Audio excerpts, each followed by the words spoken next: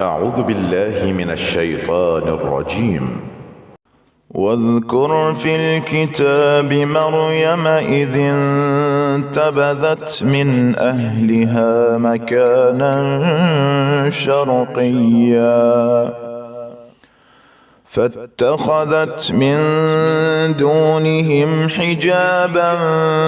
فأرسلنا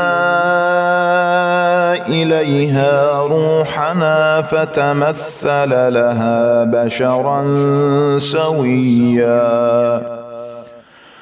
قالت إني أعوذ بالرحمن منك إن كنت تقيا قال إنما أنا رسول ربك لأهب لك غلاما زكيا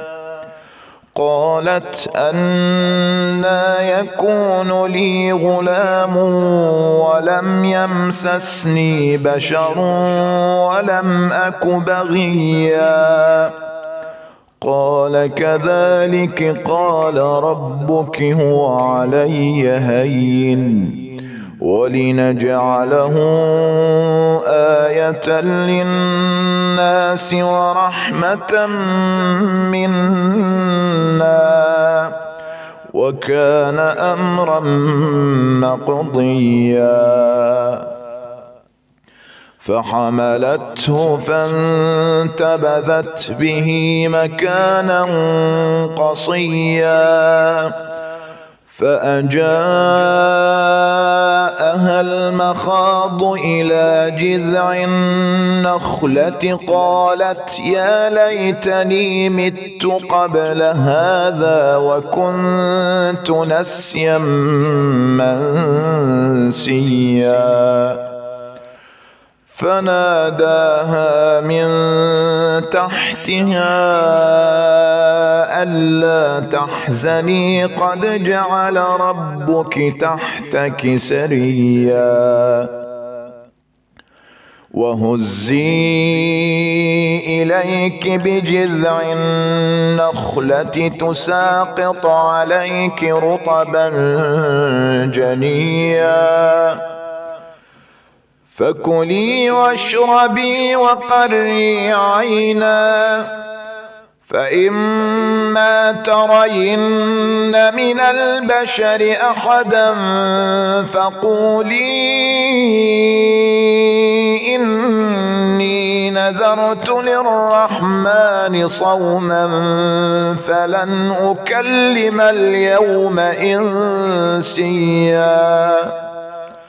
فأتت به قومها تحمله قالوا يا مريم لقد جئت شيئا فريا يا أخت هارون ما كان أبوك امرأ سوء وما كانت أمك بغيا فأشارت إليه قالوا كيف نكلم من كان في المهد صبيا قال إني عبد الله آتاني الكتاب وجعلني نبيا وجعلني مباركا أينما كنت وأوصاني بالصلاة والزكاة ما دمت حيا وبرا بوالدتي ولم يجعلني جبارا شقيا والسلام علي يوم ولدت ويوم أموت ويوم أبعث حيا